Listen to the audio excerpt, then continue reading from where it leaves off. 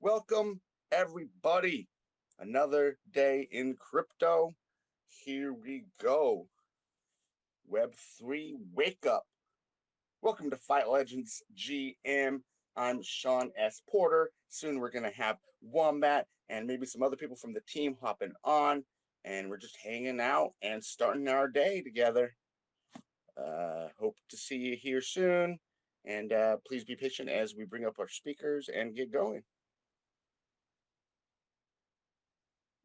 Hey, there we go. Wombat, how you doing this morning?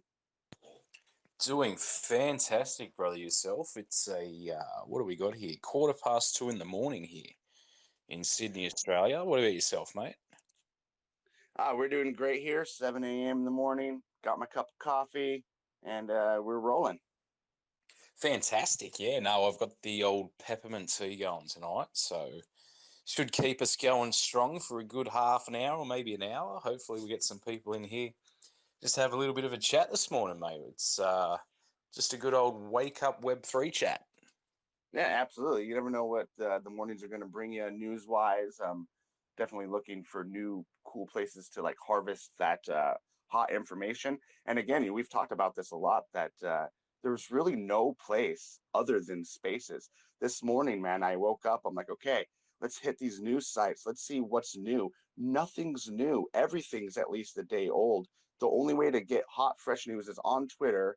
And still, even then, I think it's delayed. So what did I do? I started hopping in spaces, seeing what everyone's talking about that morning. I think that's really the best way to get information right now in the industry. Look, to be honest, I think it's the only way to act in this industry. You've really got to be fully active in it. You've got to submerge yourself in it. You've got to understand that things move so fast in the space that, 1 minute you might be looking at one project that's amazing and another project just comes along and blows it completely out of the water that's been around for even longer, but no one had been talking about it. So, yeah, man, shit moves fast, really does in this space. So you've got to be involved, and you've always got to have your finger on the pulse. Absolutely, yeah. And there's so many things to get caught up in, and shiny things that you also got to make sure you do your own research. And part of that's just, again, hanging out in the spaces, getting to know the team, and then looking into the projects that interest you. So, yeah, you know what I think we should do, every morning as we figure out the format of this. I think, hey, let's go in, see maybe what we did yesterday. We had a great AMA yesterday, probably one of our best yet. How did you feel about that? I mean, there was some really cool stuff going on with Ludify_IO yesterday. Yeah, hey, listen, it was a fantastic chat with the boys from Ludify. What they're doing is pretty crazy. Like for me, it was just so eye-opening. Every time they said something, it kind of just sparked off another like 15 ideas in my head that it's kind of going to open that up to. So basically, Ludify is a gaming platform where it's going to basically have their what would you call it? Their user base. You can basically go in there and see them using NFTs in scholarship programs and things like that, and see how good of a gamer they are. So they can then bid on what percentage of the split they want to give, and it's unbelievable, especially partnering with our project and what we're doing with Fight Legends. It's going to be absolutely amazing because, like I was saying, it kind of bridges the gap between professional esports and sort of like these are like your minor leagues, I suggest. Yeah, like I said, it's almost like a feeder program, like you would in like a minor league for a sport. Over here, baseball feeder programs are big, and basketball ones. So, yeah, absolutely. You bring all the best, high school players to one league, and you start, looking in that, team of players, that league of players for the people that you think can make it in the big time. It's that same thing, right? And we were all talking about how before someone would have to sit that was trying to become a professional esports player, you have to sit and grind. You're probably not making money. Well, that is about to change, my friend. If you're good early, you're going to be able to at least get some passive income from whatever you earn, being able to stake that. You're going to get some active income from obviously playing to earn those actual games. So there's going to be so many ways to help those esports talents get up to the big leagues, you know, instead of having to get like the old 9 to 5 job. So that is a huge part of it. And something else that was huge was the streamer part. I don't even think we actually talked about. There's so many cool things going on over there. We didn't even get to this, but you know, they're gonna also let you stream there and be able to get tipped. You know, as a partner over on D Live TV, I love the Web3 Twitch solutions. Right, we need to move away from that Web2. Everyone trying to own. You know, anyone streaming on Twitch, they don't own any of that content. And as soon as Twitch wants to take everything down, they can. As soon as they want to suspend your account, they can. As soon as they don't like what's happening, boom, you're gone. So just like everything else, we want decentralization, and you know, the streaming options in Web3 are huge. And so I'm very excited whenever I hear anything like that, man. And you know, being able to go on, tip streamers in their local token and all sorts of things. That very bullish on that. Very cool. Yeah, no, that is cool. Hey, just want to give a shout out to Nature, who's given us a listen. Nature, if you want to pop up and raise your hand and have a chat, by all means. And it looks like we've got Crypto Champs in the house. How are you, brother? Good to see you again. But what you were saying before actually raises a point that I was thinking of today. I don't know if you've seen, but obviously, if you're an MMA fan, you'll know that Cain Velasquez is in a little bit of trouble at the minute. And the reason why I bring it up though is they started a GoFundMe page for his legal fees, and that actually got pulled today. And I think this is not the first time that this has happened. I think it was with the Canadian truckers and a few other things where GoFundMe has actually pulled everyone's funds out of the from what they're doing. So essentially, what you're saying, like having a Web3 solution for something like Twitch, I think you definitely need a Web3 solution for something like GoFundMe as well. So you're right. We need to kind of run towards that sort of thing because, you know, that's just people trying to help someone out. And all of a sudden it doesn't fit, you know, their ethos or their company way of thinking or the political way of thinking. And all of a sudden, all of that money that those people wanted to generate for whatever cause it is, it's no one's business why they want to give those people money, is it? But, you know, they say, nah, they pull the plug. Next minute, you know, nothing's happening. Yeah, this is a huge kind of cross section almost for crypto. And it's just funny how the more governments fight against it, the more the use case for crypto becomes blaringly apparent to everyone, right? They can do all they want to try and blacklist those truckers. They're still going to be able to find ways to get to that money. And that's just the way it's always going to be. You know, it's written into the whitelist. You know, the white paper, you know, we saw it then. We are all, you know, here because of this and the power of this technology. So the more governments try and like poke it, try and see where the weak points are, you know, everyone here in the industry, we're saying like, see, we told you, all you're doing is helping. So it's very interesting to see how things are going to shake out. God, what was that? Was it Twitch? One stream, I think it was a streaming service, was also like stopping people from streaming from Russia and things like that. So it's very interesting how we're beginning to blend the government or the hierarchy in Russia and instead are like kind of hitting the average citizen, and that, you know, becomes another, you know, ethical dilemma, I believe. So I try and stay away from all that stuff, mate. I am way too busy buying NFTs to worry about all that kind of thing. oh yeah. Let me tell you this. I did see this thing today. I'm not sure if anyone else seen, but there was a dead cold wallet that had been reactivated after 11 and a half years of lying dormant with something like, I think it was like 700 or 800 odd Bitcoin in it, worth about $20.5 million. Did anyone see that? Ooh, no, when was this?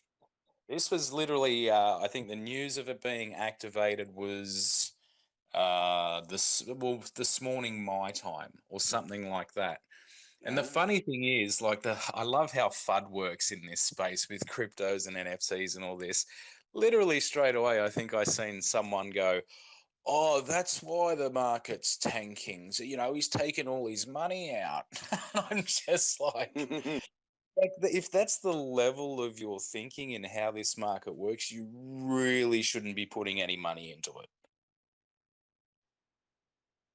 Yeah, well, yeah, that often is kind of the sentiment. You think people hear of whales making moves and they don't quite know what to think of it, but all you got to know is things always move up and to the right eventually, and anyone that's waking up, any whales, any cold wallets that all of a sudden coming alive, that's just, it could be commercial, it could be governments, you never know.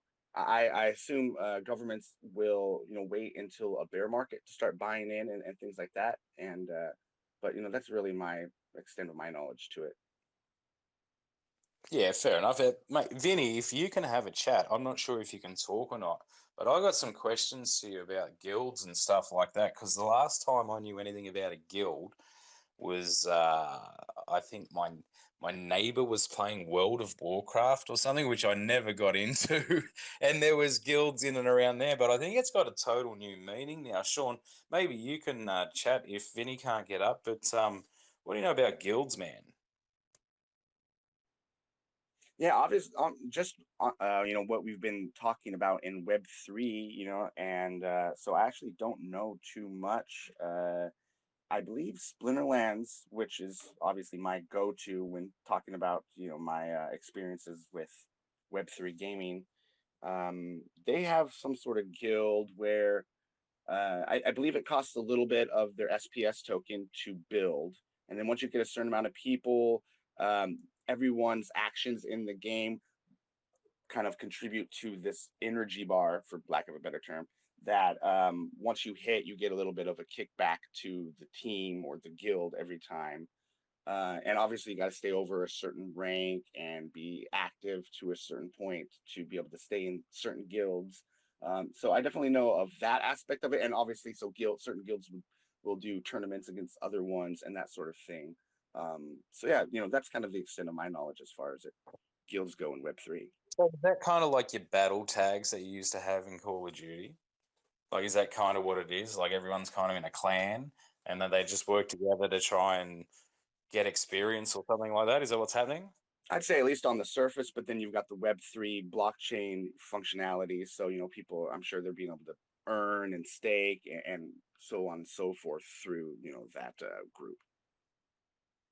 Yeah, right. Well, I tell you what I did want to talk about this morning. I wanted to talk about I wanted to talk about NFT projects. The last couple of days I've I've got a real problem. Like I cannot stop looking at NFT projects, and I'm just looking at my phone right now, and we got Anaz in here that's got a cool looking redhead person going on there. Nature's NFT looks sick, and Lads has just jumped in too. Crypto Champions obviously has got an awesome one as well. I got my little burner account where I'm doing all my NFT stuff with the feline fiends. Hopefully someone else can just jump up on the mic and shill for me because I need to buy some more NFTs, man. I don't know.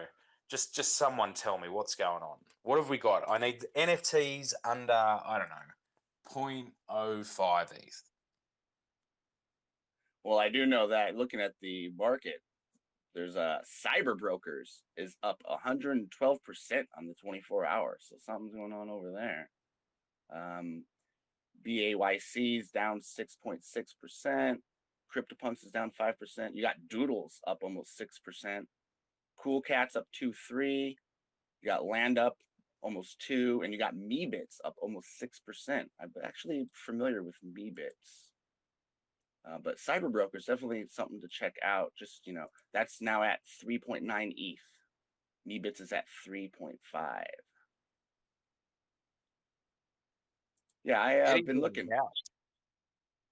Just saying, Eddie, good to see him in it. Yeah. How are you, mate? I was gonna say I missed out on my first the other day, Wombat. There was the zombie zebras, I believe. You bought 2, you got a free zombie ape. Our buddy, a couple of our friends have been sporting the zombie apes, and once I found out they were affiliated, I was like, okay, let's do this. They've got some sort of comic book and staking mechanisms built into it. And I went to do it. Gas fees were a little high. I was like, okay, I'm going to wait till the gas fees are, by the time, they were low. Guess what? Boom, gone. Sometimes you just got to eat the gas fee to make sure you get, a mint. And I missed out. So live and learn. Hey, let's talk about that for a little bit, because obviously I've only minted my first NFT this week in the last sort of 4 days. Mm-hmm. And when I did, I noticed that Gwei, how do you say it? Gwei, whatever it is, was at 22. So I'm like, if I'm buying one right now. And then I think I bought another one today or something like that, and it was about 30 odd. But I remember a couple of weeks ago, when I wasn't buying NFTs or had nothing to do with the Ethereum blockchain, it was at 110 in that. Now, tell me, how does it work? Does it work in multiples? Do your fees go up in the multiple of how much that the gas is? Ooh, good question. I don't know the technicals behind it. I just know, as generalities, the busier it is, the more the fees go up. So I don't know the math behind it, to be honest. Well, we need someone in here. I need answers, right? Yeah. I have an NFT buying problem, as you can see. I got 2 accounts here. I got 2 different NFTs going on. But I'm really, really interested in sort of just immersing myself in the culture as well. It's such a great community. I've noticed on my other account, people just want to be involved if you've got the same NFT, feline. What is it called? Feline Fiends. Oh yeah. I've got Crypto Dinos. I've got Boxing Boys, which is the one I'm sporting at the moment. I got my first turtle today. Nice. From I saw Turtle one Town. Jim Bros from Australia the other day was trending. And you know what I just figured out here, Wombat? This is kind of cool. Is if you're on CoinGecko and you go to their NFT floor price by trading volume, it's kind of cool because you can sort by lowest floor price, and then you've got the 7-day right there, so you can see, Global Citizen Club is down 4.2 on the 24. It's 0.06 ETH, but it has been very green and pretty bullish looking. So gets me to want to look into it. I'm that degen already. I'm already now trying to snipe cheap rare ones. So I'm not just looking at floor, I'm looking what's in and around the floor and what their rarity is. Yeah. And that's how degen I am already after 3 days. It's incredible. So yeah, if you want to shill me an NFT, let me know. I'm down to buy some. Absolutely. It's like window shopping on steroids. It's unbelievable. Yeah. Yeah, and speaking of just window shopping, you can definitely hop into bloodyfaces.io. Check out our first early access NFT that allows you access again to the playable demo and all sorts of other cool perks. Yesterday we did a GameFi throwdown where I hop on with somebody, we play the actual playable demo and talk about crypto news, things like that. We actually pulled off the wall kick, talked about eSports, government regulation, that sort of thing. We dropped a graphic sketch post. We had, again, the AMA with Ludify. And, now we're just chatting about NFTs. We got Will in here.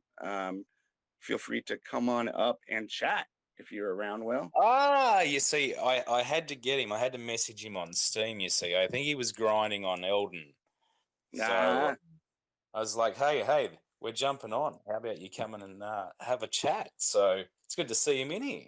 Yeah, I've been trying. What another cool one would be miniroyale.io, which is in-browser shooter that I've been grinding on, which is pretty fun. Everyone could be able to jump on, and we could do a cool stream, a Twitch stream on it, and stream it here to Twitter, where the action's at. And I think that actually do very well. So something to think of as the team puts out media plans. Well, I do believe one of our newest team members, he put in a great idea saying that we should weekly hold those sorts of tournaments, whether it's poker or, that game that you're talking about, or whatever it may be. So I would suggest very, very soon, keep your eye out on this space, and we'll be starting to run some competitions for sure. Absolutely. And in fact, on that GameFi Throwdown from yesterday, that's now up on our YouTube channel, we talked about all sorts of things. We talked about Web 2, how like there's a Smash GG and Challenge, or two in-browser apps you can use that help with tournament organizations and things like that. But also, what have we been doing? Obviously reaching out to all these Web3 esports platforms and projects that are looking to do the same thing, but in Web3. That's ultimately where we want to partner and where we see the bullishness heading. So of course, and we've got our own partners, like with sports data, which is going to be huge as we start to build out that relationship. So yeah. Now listen, we've got him up as a speaker. Maybe he knows. We were just talking about gas fees. Will, what do you know about gas fees? How do they work, mate? How do gas We've fees discovered that I have a very, very bad NFT buying problem. So I need to work out what's going on with gas. When a network's busy, gas fees go up. So you try and buy when it's not so busy. Unfortunately, everyone does their drop when it's busy, right? So usually if it's a good drop, you're going to experience shitty gas if it's on Ethereum. It's kind of unavoidable for a good drop. I mean, I'm not entirely. I'm sure I've heard of some boasting about low gas. Yeah. That's for argument's sake, the reason why I ask is because we're not on Ethereum, and obviously there's reasons why. So what would those reasons? What would they be? Some of the reasons why?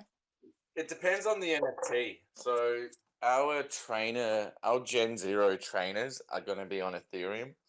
And that's because, look, Ethereum still has a public perception of being the highest quality NFT, I guess, by most of the NFT space. It carries with it a higher perceived value. I guess because it's the base chain, it's the OG, right? So with that comes the willingness to absorb gas prices. If you've got like a blue chip project, it's going to have higher potential on Ethereum as an NFT drop. So with ours, we don't want Ethereum NFTs being bounced around on the secondary market in the game too much. When it comes to our trainer drop, because that's so sort of PFP community centric, that's why that's going to be on Ethereum. Because we want to capture the Ethereum PFP market. All our fighters, which is going to be produced, in the hundreds of thousands long term, and burnt and bred, or like not bred, but summons. There's a lot more interaction going on, so it's just much smarter to have that on Polygon for now. Yeah, both will interact seamlessly with the game, but with the trainers, it's a limited 10K drop. It's different from the gacha mechanic, which is persistent or constant. We're selling fighters constantly through the gacha mechanic as you come into the game. Whereas the trainers, it's just that one drop. And being Gen 0, having in-game utility, increasing the play to earn, it's likely that the value of them will just climb along with the user base in the game. So, and we're not sure how high it will climb just off the art alone and the hype and all the other aspects that you bring to a PFP drop with the community and everything else.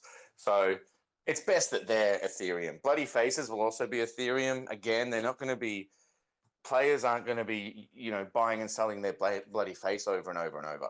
The secondary market might go crazy, but that's because it's not a many transactions per NFT per person type scenario. So again, it's a high value, low supply drop.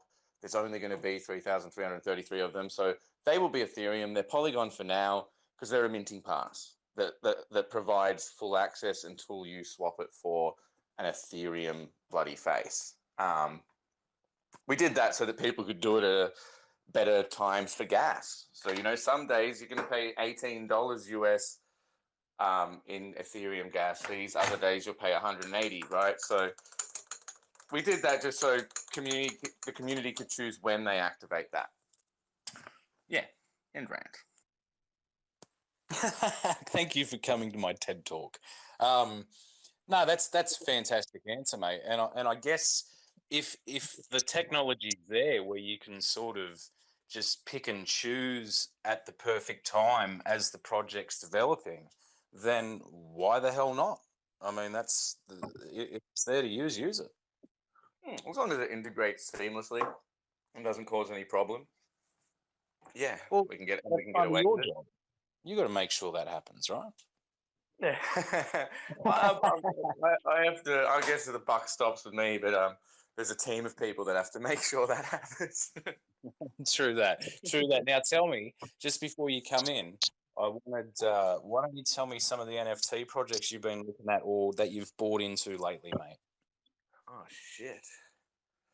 What was the last one I bought into? It's been a bit quiet for me lately because everything good and hyped. Obviously, you needed to fucking win the lotto to get a whitelist spot for it, and I wasn't really interested in paying, between 0.6 and 3 or 4 Ethereum for the really, really good drops. So I didn't participate in anything great lately, and I think I was a bit sour after fucking fading NFT worlds. That really upset me.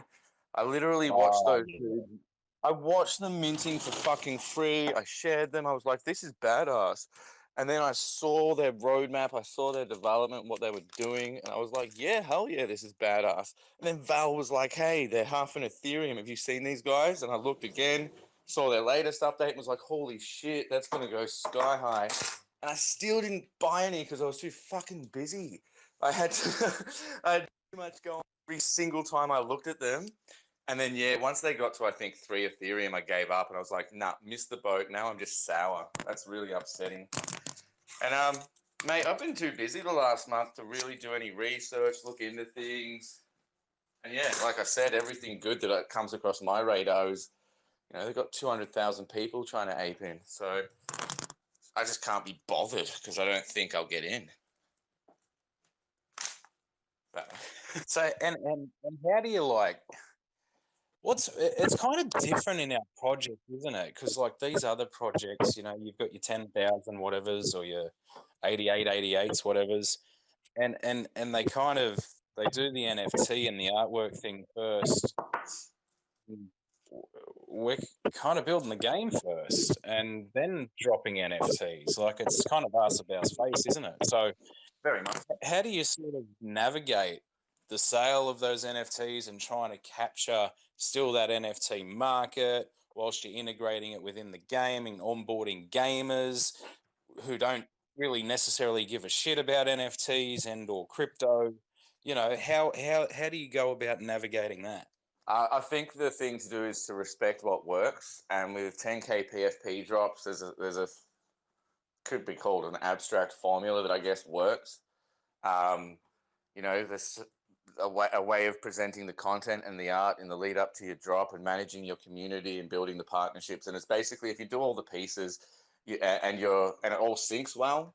So your story, your narrative, your community, your artwork, your content, if that all comes together seamlessly and you do the right job marketing and hyping that, then you have success in your drop. And that's a journey that most NFT projects go through. Yeah. And then they build. Because you don't need to build before doing that. You need the art for your drop, and you need a good website, and you need a good team that's building a good community. And that is it, right? And if you nail community building, you've got success. And so, yeah, then we have to do that. But building the game first, kind of in the dark for so long, and starting to come out of the dark now, and then obviously like the names that are going to come out with it, it gives us a bit of a head start, I guess. It gives us some traction, makes us a little bit of a different value proposition. Like, doing it the way every other NFT drop does it, but then presenting, hey, by the way, like there's 1,000 people playing our test build. There's, creator of this epic game who's advising it. I really wish we could just say their names already, but anyway. I do have a bone to pick with you. So I know we can't talk about it, and we keep saying it over and over again. But when are we going to be able to talk about it? When are we releasing the very earliest Friday, and that's if we don't do it with any fanfare. So, yeah, I've got a meeting with the main gentleman's lawyers Friday to just finalize the contract. There's been a bit of back and forth, no arguing or anything, just like, hey, do we need this clause? Can we change it to this? And like every time it's like, yeah, sure, sweet, no worries. So, and both parties want it. Like he requested the contract and we really, really want to have him, obviously. So it's just kind of like the, what's it called? You know, the stuff that doesn't really matter, the formalities. It's just going through the formalities now. So yeah, hopefully Friday after that meeting, hopefully they sign in the meeting. Otherwise, they'll go away to discuss the meeting and then they'll sign. So it'll be next week. Assuming we don't, I don't get muzzled because of the desire to promote it properly. You know, like I'm super eager and I just want to talk about it in the spaces and talk about it everywhere. But in theory, we could really build up to it and drop it. You know, we should save it for probably like 2 weeks into our hype cycle. Once we've got kind of like 10, 20,000 really engaged community members and then drop it. Because then that's when the news goes a lot further. But I don't know. Hey, look, we can schedule a spaces where we make the announcement. Maybe try and get someone on. I don't know. However we want to do it, we'll definitely be talking about that because yeah, we can do huge things surrounding that big announcement. Yeah, but look, that big announcement, like obviously, Show, which is the pseudonym for the gentleman already on our team, our animation director, right?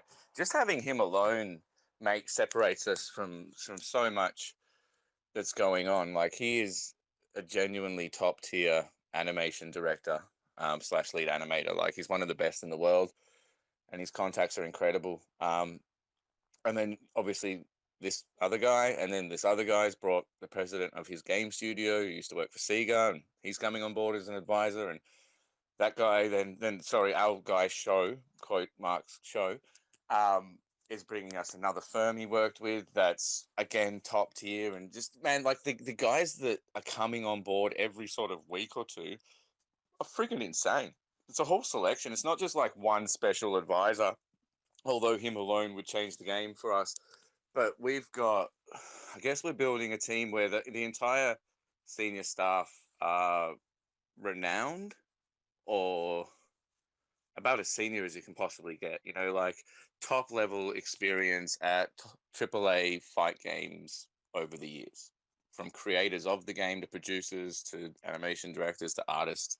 It's like it's pretty fucking cool, man. It's like the coming together of the Avengers or some shit. Like I'm watching it unfold and we don't even know who's next. But like every time shows like, hey, do you think we could go, would you like me to go speak to these people? They do this, they've done this, this, this, and this. We're like, holy shit, yes. And every time we're kind of like starstruck because we've grown up playing their games. And, you know, now we're building and now we get to work with them and it's the first thing we've built. You know, I haven't done 10 games before. Dalen has built a game, but he's an indie dev, right? He's never worked in a big studio or a AAA studio. So our core team, having been able to sort of step up and up and up with these incredible people who've got 30 years experience at the top of the game kind of thing, man, it's crazy. It's fucking crazy, yeah. It's like a snowball downhill, man. Yeah, definitely. The bigger we get, the more we pick up different people and the faster we start rolling down that hill. Yeah, but and then and which I guess that's really easy for us right now. That's honestly, it's coming very easy. I guess the blueprint of the game, what we've done so far, the team, and that snowballing effect, bit by bit, it's coming in the right order. So it's actually coming really easy. There's no resistance. Seems that everyone Show talks to is like, yeah, hell yeah, I'd love to help you guys. They just get kind of excited about it. Our risks are like, hey, are we going to build a community that's gigantic and engaged? You know, are we going to sell out our NFT drop, and are we going to raise the revenue that we need to raise to deliver a full AAA game in record time, right? Like, are we going to be able to achieve all our goals? We have to really push ourselves in areas where it doesn't come so easy. So like we can get any fighter on the planet. We seem to be able to get any game creator on the planet kind of thing. Like whoever is on our wish list, we just seem to get without friction. But our community is quite small. You know, community building didn't come easy to us. We had to sort of, I think now we've found our rhythm and we're about to explode, and hopefully in line with all our marketing, that kind of works. And yeah, revenue raising, I guess, is the big tangible, like that's the bricklaying, like that's the work. We got to roll up our sleeves and get at it. Community building and revenue raising. But yeah, I mean, that'll probably get easy as well after the next couple months. once you've got that first 100,000 passionate, diehard community members, I think the game gets a lot easier from then on in. Well, the thing is too, like like I was saying, like because there's two strings to its bow, it's not, you're not just worried about getting the NFT people on board, you're getting the gamers as well. So you kind of got two different directions of demographic that you can pull upon too, right?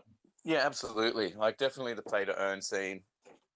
Well, look, I think the Ethereum NFT PFP space, I keep referring to it as that, and I don't know if there's a better term, but that's a clear demographic that I see, right? Like, I feel like culturally, you know, it's got its regulars, it's got its cool kids, it's got its groups and its cliques, and it's just got its very social, cultural framework that goes on that is a heavy lean towards Ethereum NFT projects with a love for the PFP models, right? And they're not all of them are into games, but they love their social identity and social branding and community and clubs.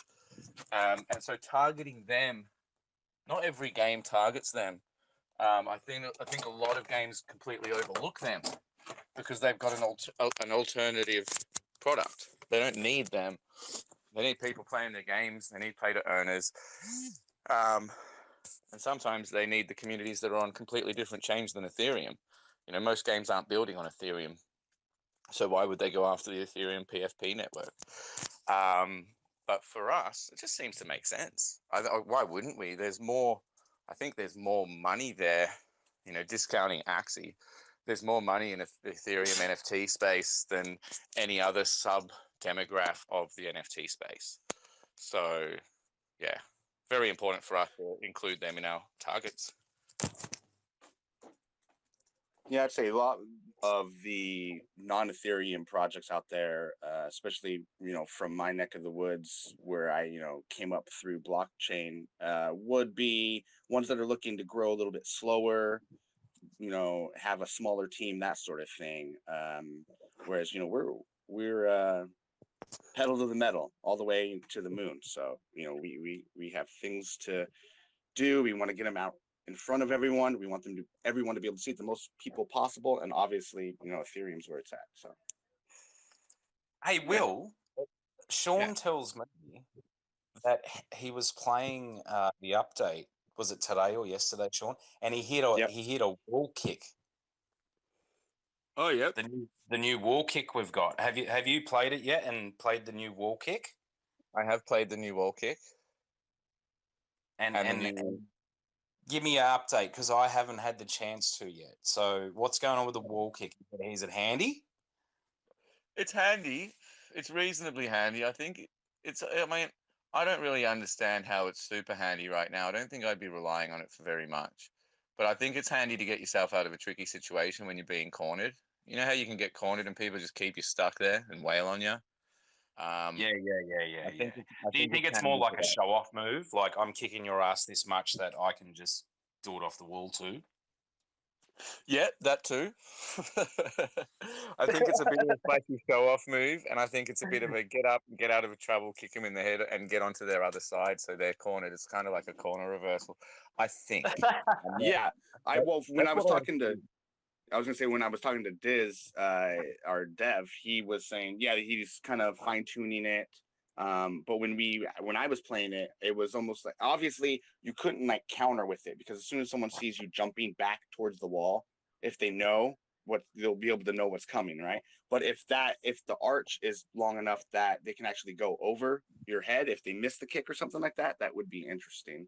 And then the other kick is almost like a half of a hurricane kick that we were kind of playing with. I'm not sure exactly what that's going to end up being, but we were actually messing with that kick when we discovered the wall kick. So, Holy shit! The half hurricane kick, well, not the. Okay. No, I know what he's talking about because you don't actually hit it that much. I know exactly the one he's talking about. It's kind of like the sweep, isn't it? But yeah, you're right. It almost looks like a sweep, but in the air. Yeah. Yeah, 100%. Because I think I've only hit it once or twice myself. I find that it looks really lame when you miss. Like it looks like it underextends as far as a kick. It feels unfinished, but then when you land it, it actually looks fucking sick. Like it feels like it extends all the way. I think that's the one you're talking about, like the low kick where you spin around and kick kind of up at them No, from but it's low. an aerial. Nah, Oh, the it's one in that the kicks them air. up in the air. Yeah. Oh, yeah. I know that one. Yeah, that's sick. You can do 2 of them in a row, so you can juggle. I've been trying to land a third hit sometimes, but I haven't been able to. So you can do it and then do it again, but then it moves them away too far to follow. Yeah, be good to Dang. discover how much you can juggle someone. Yeah. I was saying the other day that it's pretty cool. It's almost like, I love Easter eggs in games, and especially, brings the community together. Someone finds it, they help everyone look for it. And it's almost like every time I open the demo, again, accessible through Bloody Faces ownership, there's something new. It's like there's an Easter egg every time. We're sitting here playing, all of a sudden someone accidentally does something, and I'm like, Smurf, how the heck did you just hit that? And he's like, I'm not actually sure. And we spend 10 minutes, having fun trying to figure it out, fine tune it, land it on each other. And that's every time we open the game. So that's something I didn't necessarily expect, these little surprises and like Easter eggs, but it makes it very fun to open the game every time. Yeah, Hey, that's part Will, of the I know Sean won't know this. Sorry to cut you off. I know he won't know this, but how was his Ray Hadley slip the sponsor in there? Like, it was smooth as butter, wasn't it? Well, He I dropped love it. how he did that. We could all Sorry. learn some lessons from Sean. You're right, I could. Hey, that what Sean just touched on is kind of one of the joys of open development. Like the joy of being part of a community that gets to play, test a game. So go through the whole test life of a game, then play it as it's released is pretty special, right? Um, as mentioned, like every time the build is updated, there's something new. So you get that joy of discovery every single week for 6 months to a year while you're part of this testing community. You're discovering, then giving feedback, and some people are going to see their feedback implemented in the game. That's a pretty special joy, especially when they find out who's making it, right? Like that's going to make people's fucking brains explode. Like it is no different right now than back at Street Fighter 2. Imagine if Street Fighter 2 was coming out when you were a kid and it was a year away and you got a special pass to go to the arcade and play it as they were fucking building it. Like the same people. Imagine that, like that kind of level game. That is not short. That's not greater, no greater than what we're doing in all reality, without like talking shit or bragging. It is not, it's the same thing. We're working with the same level of people. We're building something that is going to define fight games for years to come because of the innovation and the economy that's included. We're front running the fight game community, the mainstream fight game community, on being the first major fighting game brand that brings, NFTs and blockchain tech with it, right? So with that, we bring a new economic model, new revenue model, and we feel like that's going to set the blueprint for other games to come. Which might sound fucking crazy, and a lot of crypto projects will talk that smack, but we're not working. It's not like we're not working with people who built that industry. We are. Like, we're working with the people that built the fighting game industry. So what we're talking isn't shit, right? Like, we're going to bring about a new paradigm. So it's exactly the same thing all over again 30 years later, except now our community gets to play it while we build it, right? Like, that's like, it's crazy. It's such a crazy. I want more time in my schedule so I can spend more time fucking playing it. um, and as we build out the team and as we scale, the updates are going to be more heavy, right? Like there's more progress per week. There's more being added, and it's just going to come to life on this ramp up over the next 12 months. It just gets better and better and better. It doesn't kind of go hype and then die down. We don't die down. We kind of grow at an explosive rate for the next 3 years. Then we can kind of plateau. Well, mate, that was a good spill. Very good spill. Oh, we got our man Vinny up. Mate, Vinny, how you going today, brother?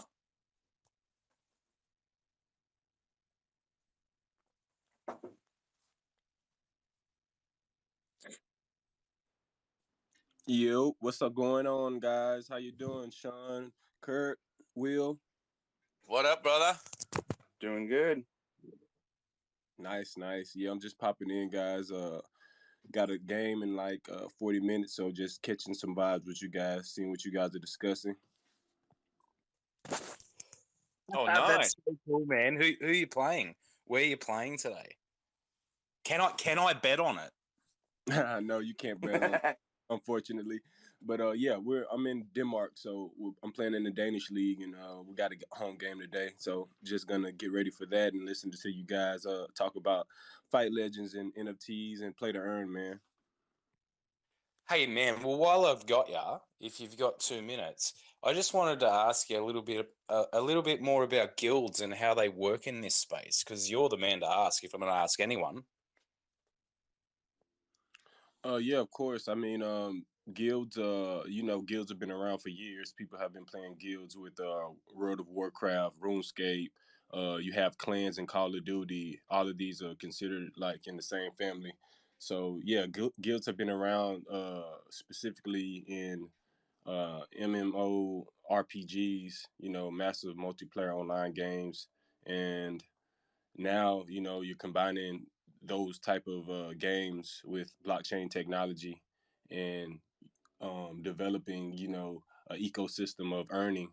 So that's where blockchain gaming is going as far as guilds go.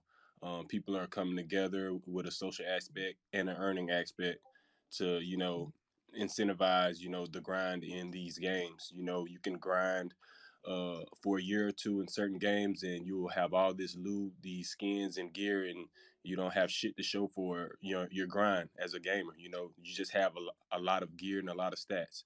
Now you are able to sell your NFT with the stats in specific games for some in real life money. And you can also sell your NFTs, your gear, all now with blockchain technology.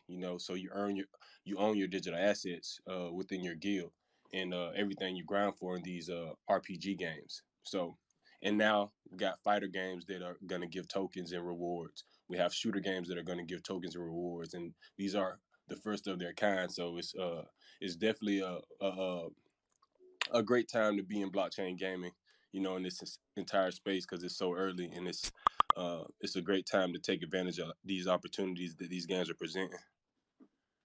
And as a pro athlete, do you sort of use gaming as your downtime switch off? And what games do you play yourself?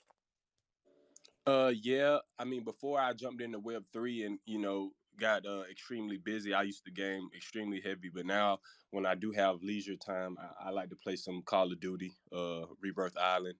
I always been into RPG games and role play games. I like a lot of God of War games, Witcher, Skyrim. Uh, I'm a RuneScape baby, from that generation, so I love RuneScape, and it's a lot of games I'm looking forward to playing. I'm ready to test out the demo for Fight Legends. I haven't yet. Happy to be a part of the team with Will, Sean, and Kurt. Appreciate you guys welcoming me, and yeah, I also would like to try out Undead Blocks, which is a zombie shooter. I want to try That these looks games. fun. Yeah, so those are some games I'm playing and games I'm looking at.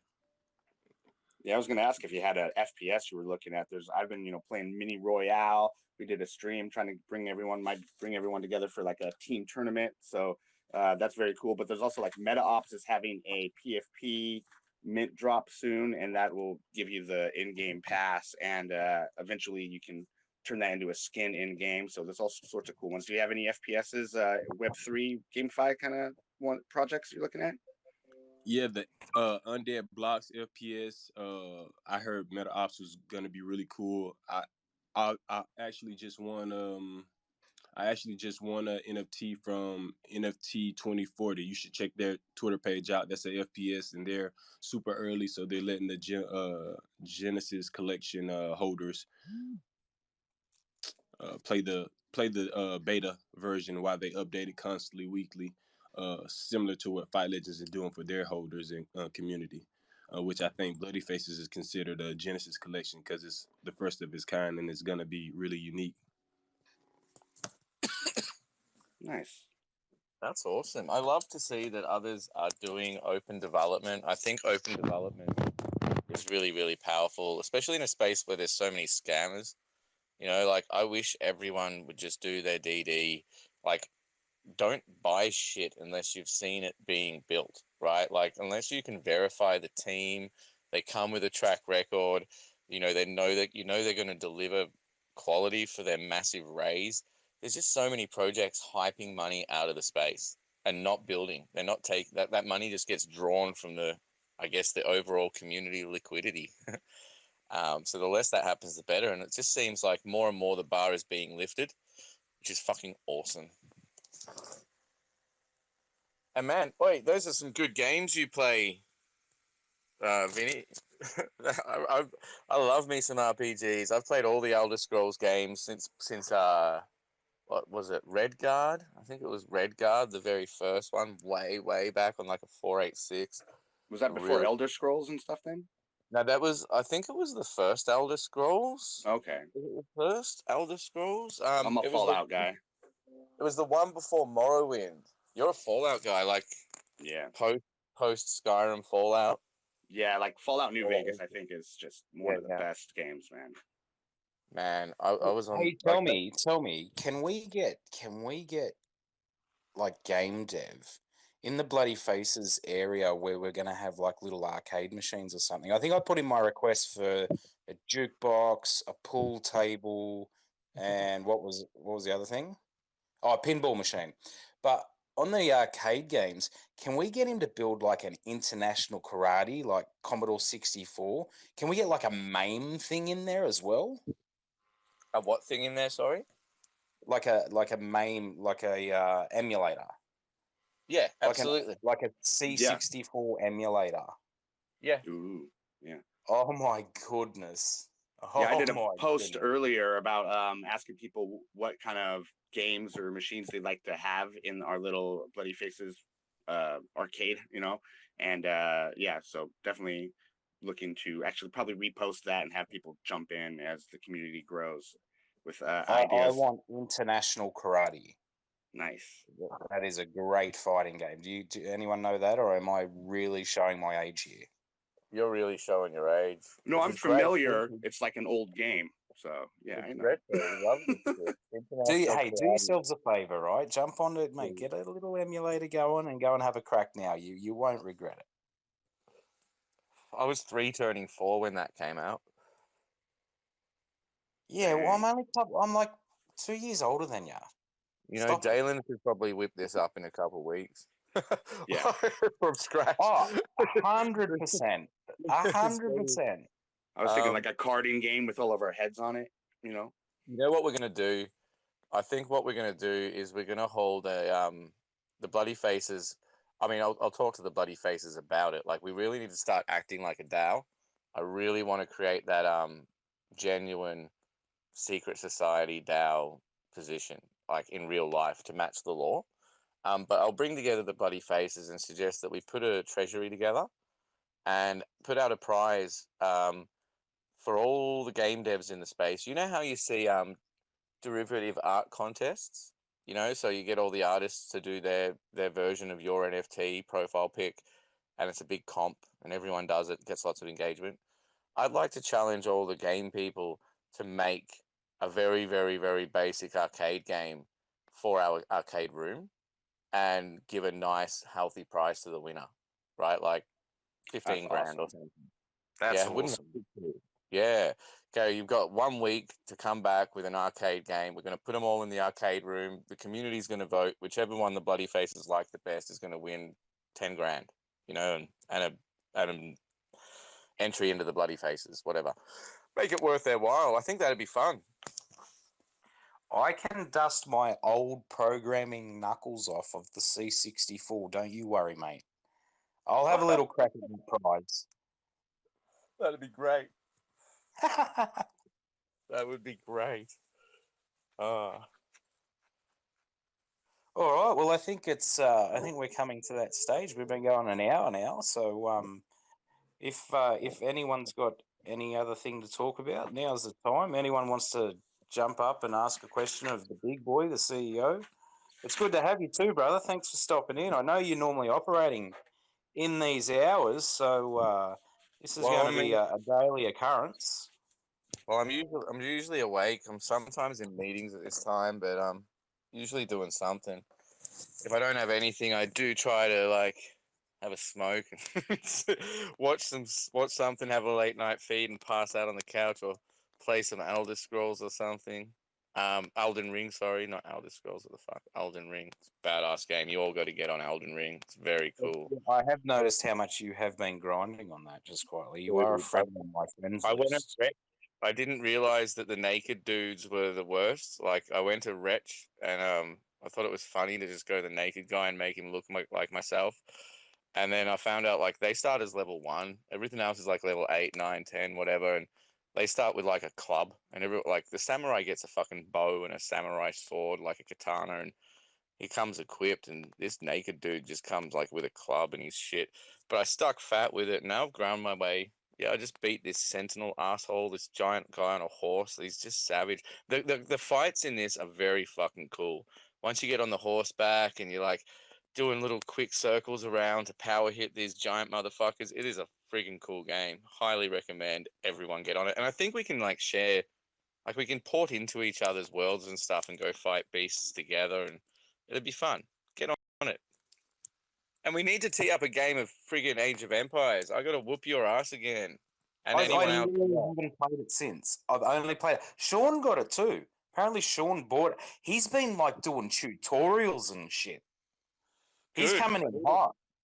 I need a challenge, mate. Like you, Sean, Vinny, Kryptonite, get on it. No, I do have to play more. It does look. It's my kind of game too.